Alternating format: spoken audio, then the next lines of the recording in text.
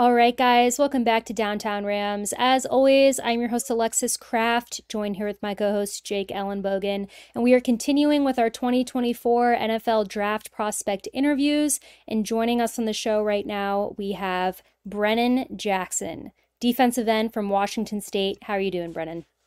Like I said, living the dream, living the dream. He came right in here, said living the dream, and man, oh man, you are certainly doing that right now. Obviously, you mentioned, you off air, you're working at Exos in Arizona, so that's awesome. So I want to ask you a fun question away from football. Let's just get warmed up, right? So I've been asking everyone, and you get all sorts of different answers on this one, but if you had to compare yourself to any fictional character of any, entertainment medium, who would it be and why? Gosh, that's a great, fun one to open it up with. I guess some recency bias would be like Zuko from Avatar: Last Airbender. That's someone I found is like his character arc super dynamic. I wouldn't say I was as ruthless as he was, if you've seen the show, but I just like his story as he progresses. He becomes kind of that like protagonist you never saw, and I feel like that's kind of my mentality, is where maybe the big game, my college football career, it's like, oh, I'm playing for the wrong reasons, right? And now you go and you change that whole mindset. And now you're having a great time doing what you love. And the new Avatar, the live action's out, right?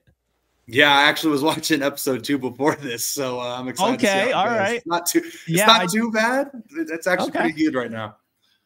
Yeah, I might have to check that out because it's funny.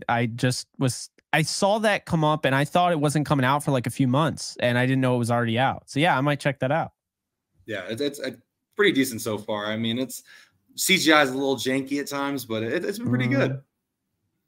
Cool. And kind of another non-football question. What is a unique talent you have outside of football that other people might not know about? Unique talent, I would say, is I'm very good at picking up on things quick, whether that be like in school. I was one of those guys that kind of, you hear it once, it just kind of stuck. So I hate to say it, but like college for me, it was, I didn't study nearly as much as other people did, but I still had a lot of success. And I think that was because just that natural ability to pick up on things. And if we're doing like a goofy talent, I'm pretty good at accents. I'm not going to do it on live right now. I'm not going to do it because that's when I mess it up. It's more of like in the moment thing. I've been told by my fiance I'm good at that. So that's other talent I have. That's cool. What kind of accents can you do? Oh, it's really in the moment. Like if I hear something, I can mimic it. When Conor McGregor was doing this whole tour thing, I could do that like to a T. Again, if I try and do it right now, it's not going to be as good. It's got to be very organic. No, that's cool. I have not heard that, but that's really cool. Something that I wish I was good at. I'm not good at that though. I don't know if Alexis is. I feel like you can do one accent or two, right? I can do like two, but like not. I can do like I don't know if like a Southern accent counts, but I can switch into like Southern or like an halfway decent Australian accent. Again, I'm not going to do it either, but I've been told that it's like manageable. My sister is really good at accents, though. I'm not. I've got like those are my two safe ones if I want to just do an accent. Other than that, can't do anything else. Yeah. I have no talent in that department. So Brennan, unusual, unique and pretty cool talent you got there. But you also have another talent, which is football, because you're good at it. When did you start playing it?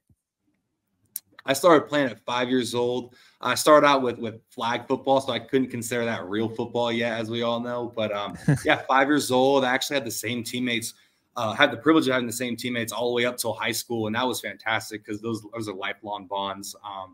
And yeah, I mean, this is the game I've grown to love. So many challenges, adversities with it. But I think starting from a young age, I think it's crafted me into the man I am today. And I owe football my life, really. That's awesome. And growing up, not only playing football, did you watch any football at all? And if so, were there any players that you aspired to be like? Absolutely. Growing up, I watched college football more than the NFL, but that's just because my family, they were Ohio State graduates. So we were Ohio State Buckeye fans all the way up until I was a Cougar. So I couldn't be a fan anymore. But growing up, I mean, early on, it was Braxton Miller was one of my favorite players. I didn't play quarterback, but I loved the way he played the game. And then as I kind of shifted towards the defensive side, it was Joey Bosa, Nick Bosa as well. Even while I was in college, I watched a lot of Chase Young.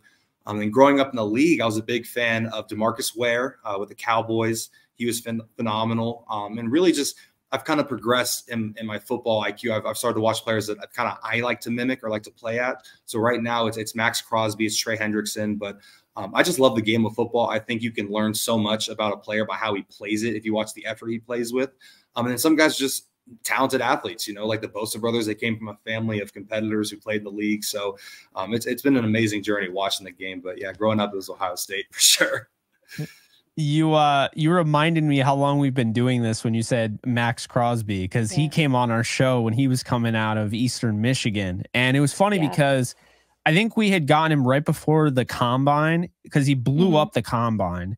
And like then everyone was talking about him. He still only went in the 3rd round because the way everyone was talking about him after the combine, and you'll see that, like, you know, the way the draft process goes, it's like one thing happens and everyone's talking about this one guy.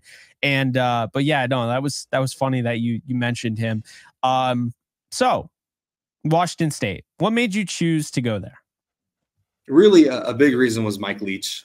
He came on an at-home visit, and just the way he talked about the program and what he presented to me and my parents was a place that was no distractions. It was football and academics, and you're in Pullman. I mean, if you've been there, there's not much to do outside of that, and I really gravitated towards that because I knew, for me, my passions in life were for football and then also my education.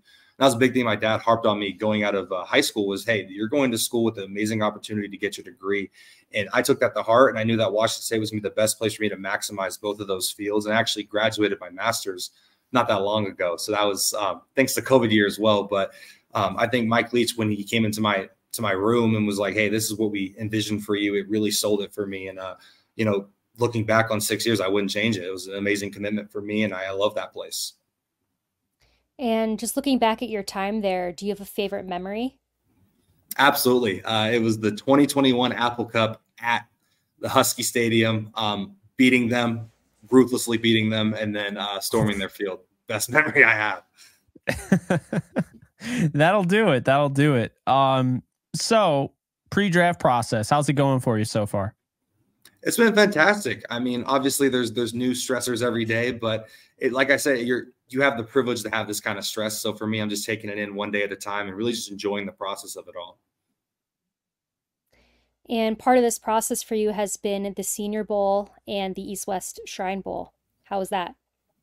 So I ended up going to the Senior Bowl, but the first day I ended up tweaking my ankle during individual drills, tripped over a pylon, which is unfortunate. You know, it is what it is. It happens. But I stayed as long as I could and watched the drills and at least got to be in the meetings and whatnot. And we were surrounded by so many amazing coaches. And it was honestly an incredible opportunity. And I thank Jim Nagy for allowing me to be there and being around such, you know, amazing talented guys. And, you know, unfortunately with the injury, I couldn't participate as much as I wanted to. I wanted to be out there to compete and show what I got. But still, nonetheless, it was an amazing experience. And who was the toughest player that you went up against in college? And I'm sure, I mean, you've gone up against so many talented players, but is there anyone that really stands out to you as the toughest?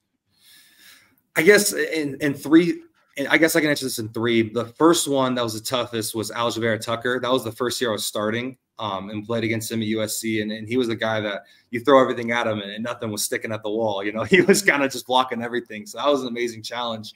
I had the privilege of just going against Abe Lucas every day in practice, plays for the Seattle Seahawks now. And I mean, he was an amazing mentor.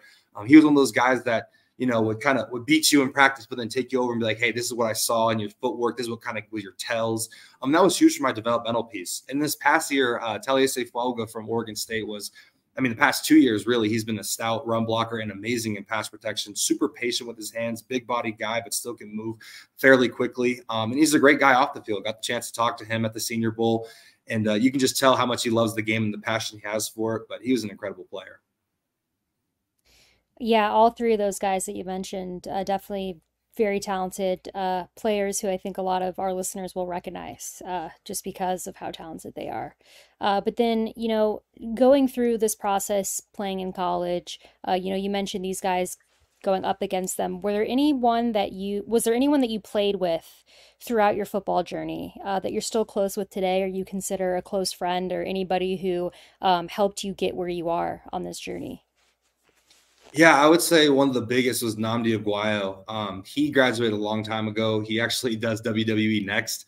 But I remember we were both injured at the same time, my freshman year, and he's a senior. And no reason for him to, you know, talk to me. I was the freshman. He had already kind of established at that time. But he basically pulled me aside and says, I see what you can become. I see what your potential is, and you got to lock in. Like, don't be a guy that just clocks in and clocks out. You are constantly on the clock in this game. You know, so every single second you have on this earth right now, you should be putting towards making yourself a better football player. And that really stuck with me because it came from someone who's older and I respected. And it made me kind of into the person I am today. It started that journey as a catalyst. And for me, that's been kind of what I've tried to do to the guys behind me. I try to be a catalyst to their success and at least get them to see the potential that they might not see for themselves. So I have to give huge props to him because, you know, without that conversation, without those days in the weight room together, I don't know if I'd be here. So I really appreciate what he did for me and the time he took to talk to me. That's awesome. WWE reference. I wasn't expecting that, but that's really cool. He's good. He's doing well. Yeah. Well, you know, I used to follow it and now I'm going to have to follow him because you mentioned that. Because I mean, I like that. All right. Question for you. What's your biggest strength as a player? But in your world? I mean, obviously, you know, you have scouts saying this and this about you, but what is your biggest strength in your opinion? My motor. I think for me, I'm the kind of guy that's going to go 110% no matter what time of the game it is, no matter where the ball's out in the field. I'm going to give 110% every single play. And one of my things I rely on every single game is to be in the frame. Me and my dad talk about all the time is no matter where the ball's at, you want to be a guy that's in the frame of the play. Like they say, when you're watching a game of football, there's a frame they watch. And I want to be in that frame doing something disruptive every single play. I think I do that extremely well. And there's still ways I can get better at that, but that is the biggest strength I have. And it's allowed me to make a lot of plays that a lot of guys wouldn't be making because maybe they take a play off or maybe they're too tired. For me, it's go, go, go because this game is so finite. You can't play forever. So why would you waste the play or why would you waste a moment? And I'd say that's the biggest strength I have. And also my power. I love physicality. I invite it. I want to be physical in games. The game of football is the last real physical sport you can play where you can put your hands on another person and not get charged for it. So why wouldn't you want to do that every single time you can? But those are my biggest strengths, and I think my film exhibits that. And as you're approaching the draft, has there been anything specific about your game that you've been looking to improve on? Absolutely. I mean, for me, it's all, you know, footwork and hand usage, things that I can get better at. I've actually had the privilege of working with Latu down in Exos and just kind of seeing how he uses his hands. He's real elite with his hand usage has been huge for me. Also just kind of working angles, pass rush lanes, all that stuff. Just finding new ways to be more efficient on a football field, finding my pass rush lane and being more consistent with that. And also just film study, finding new little things in offenses you can kind of key in on and give you like, for an example, if you see something that offensive lineman is doing, whether his eyes are looking down or his footwork is different coming out of a block, and you can kind of get a tell on that, just playing the game faster. So those are things I've definitely keyed in on during this process. All right, Brennan, I'm going to throw you under the bus. What quarterback do you want to sack the most in the NFL? There's two. The easiest one is Patrick Mahomes, and that's because he's an elite player. I mean, he's the guy who's going to cause problems for any defense. So being able to get him down would be huge because it's a confidence boost for a defense. And personally, one that and again, this is because I have so much respect for the player. For me, it's Joe Burrow for Cincinnati. And that's because I don't know. I just think he's an incredible player. But he left Ohio State and went to LSU and was really successful. And I still kind of a little bitter about that. So I'd love to sack him. But any quarterback having the opportunity to do so, that's who I want to sack, is whoever quarterback's in front of us playing on that Sunday. There you go. That's a fair answer for sure. What offensive lineman would you most like to go up against in the NFL? Trent Williams is definitely up there just because of how dominant he is. It's one of those guys that you go against and you really see where you're at. He's going to be a Hall of Famer, of course. One that I also want to go against that maybe isn't as known right now, but one of the guys that I came in with and beat me early on was Andre Dillard. He plays for the Titans last time I checked. It's someone I want to go against because that kind of shows that, hey, I was a freshman and when you were a senior, and now we're at this level. Let's see where we're at now. Let's see where the difference is there. So those two guys I've had my eyes on, and obviously that's because, I respect them so much, and I want to see where my level matches up to them, and that's a huge challenge. I can't wait for that experience. Yeah, and, just sticking with this here, since we are a Rams podcast, just want to ask you, have you met or spoken with the LA Rams throughout this process? Yeah, I did at the Senior Bowl. We had a little interview they do in the big room, and it was a great conversation. And yeah, just that was a opening piece to speak with the organization. I'm super excited for where this draft process goes, and if I have more meetings with them. We love to hear that because we're big fans of yours, and obviously big fans of the Rams. So we're happy to hear that you've talked to them, and we hope that you talk to them again as this process goes on. But this next question, you might have been asked this already. Some teams ask this. We like to ask it because our listeners like to hear the answers on this one. But do you love to win more or hate to lose more? I hate losing more than anything. I don't care what it is. If it's something as simple as a game of war with cards, it's so simple. It's literally a game of luck. I don't want to lose. I'll find any way to win that game. And I think really that's something I preach to, especially my brother and sister, is winning is great, but there's not a lot of learning that can come from winning. You can try and replicate it, but when you lose and you hate to lose, you always find a way to not make the same mistakes you made when you lost. And that's the love and hate relationship I have with losing, is I hate to lose so much that I'm going to do everything I can to learn from this loss to make it so it doesn't happen again.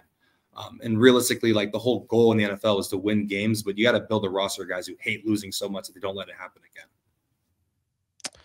No, that definitely makes sense. I definitely understand that. For me, I've always liked to win more. But I'm not as competitive as you. You're about to be an NFL football player, so there's another level. And I think that's kind of the funny nature of this whole thing, is that, like, when you'll hear when people say, "Oh, he's trash" or "he sucks," it's like, you don't understand. He's like, you are at the upper echelon of the world at this sport, and I mean that's the case, like professionals in anything. So yeah, that's that's the thing. I think that's what I'm probably missing, because I don't hate to lose as much as I love to win, but that's just me personally. I like what you said though about he sucks. One of the things I love to tell people, like, who say that, it's like, understand that there's so much preparation that goes into this game, and just because some guy loses doesn't mean he's not good. But look at what the other guy did. He's just better. Like, that's the thing, is you have to respect your opponent. That's one thing Mike Leach always harped on us, was respect everybody, but you fear nobody. If you respect your opponent, you're going to game prep him like he's the best player in the world, and that's going to make you a better player against him. That was one of those things when I was younger and I would watch NFL, MLB, watch golf, for instance. It's like, I didn't realize it at the time. But then when you get older, well, some people, you get older and you realize, like, these guys are, there's a reason why, okay, Brad Pitt makes a ton of money in Hollywood because he can do things that no one else can. Essentially, that's what you guys do, in the NFL. I mean, if you're at that level, like, that's another level. And I feel like in society, there's a lacking in that regard of just how people, I don't know, just, I guess, how they say things. That's why we like to avoid, Alexis knows, I hate when people call players trash. I think it's just so dismissive to 4 or 5 years you spent in college, however many years you played it in high school and, modified and, Pop Warner. It's just really dismissive to what you go through on a, week to week, day to day, year to year basis, Absolutely. No, I agree 100%.